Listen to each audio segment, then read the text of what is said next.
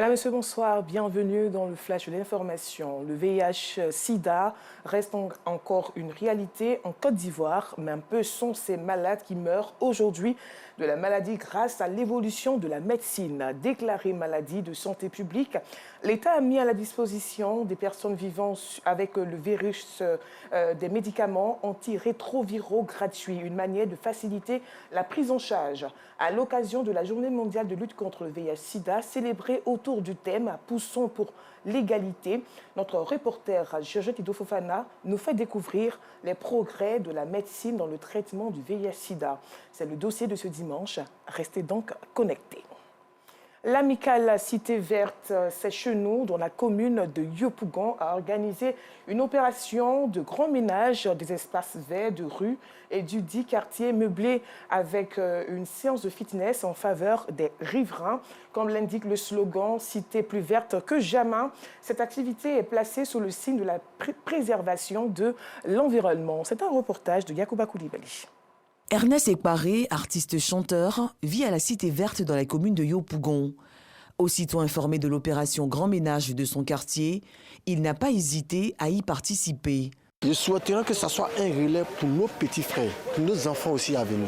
Voilà, donc ce message, il faut rendre encore, embellir encore la cité. Pourquoi ne pas encore la rendre encore plus verte que jamais? Ange Bébel, Assemou, président de l'amicale Cité Verte C'est chez nous et ses collaborateurs, accordent une importance capitale à la préservation de l'environnement à travers la sensibilisation aux gestes écologiques, l'assainissement du cadre de vie des populations, mais aussi au maintien d'une bonne santé via le fitness. Nous jeunes, on a décidé, on est venu trouver la cité, elle a perdu sa valeur parce qu'on s'est dit que les parents n'ont plus la force de pouvoir l'entretenir. Redoubler le blason de cette cité. Il faut qu'elle vraiment s'appelle Cité Verte. Il faut qu'elle donne sens à son nom. C'est de développer une conscience citoyenne, écologique, de sensibiliser les riverains. Une initiative encouragée et saluée par les riverains, principaux bénéficiaires. Je suis très heureuse parce que ce n'est pas donné à tous les jeunes de prendre l'initiative de vraiment veiller sur leur cité. Et l'environnement a besoin de la propriété. Donc, je les encourage. Je dis merci aux organisateurs. Franchement, je ne savais pas que c'était intéressant. La première fois que je sortais, j'ai regardé ça comme ça en passant. Mais depuis, mon petit frère m'a informé, la maman m'a écrit, il lui a dit, vous dévancez même à 5 heures. Elle commençait à courir.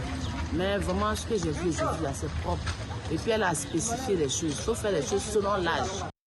Cette activité de l'amicale Cité Verte C'est chez nous connaîtra son apothéose lors d'un concert de sensibilisation le 23 décembre prochain sur les valeurs cardinales du civisme et de la citoyenneté. L'importance de l'artisanat dans le développement de la Côte d'Ivoire par la mode, c'est autour de ce thème que s'est tenue la 6e édition d'Abras Fashion Show, un événement de mode pour valoriser les stylistes de la commune d'Adjamé et d'ailleurs. Idofofana nous en parle davantage dans le 19-30. Le 62e sommet des chefs d'État et de gouvernement de la CEDEAO s'est ouvert ce jour à Abuja, la capitale du Nigeria. Les acteurs se pencheront sur la situation au Mali, en Guinée et au Burkina Faso. La tension entre Bamako et Abidjan est attendue pour être au centre du sommet. D'autres sujets comme la monnaie unique dans l'espace sous-régional et la lutte contre le terrorisme seront aussi évoqués lors de ce sommet. Il sera surtout question de la CEDEAO de définir un plan de lutte contre le terrorisme.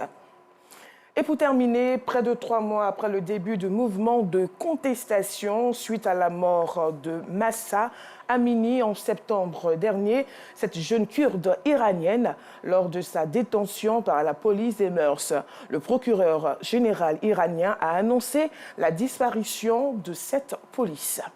Voilà, c'est la fin de ce flash. On se retrouve dans le 19-30.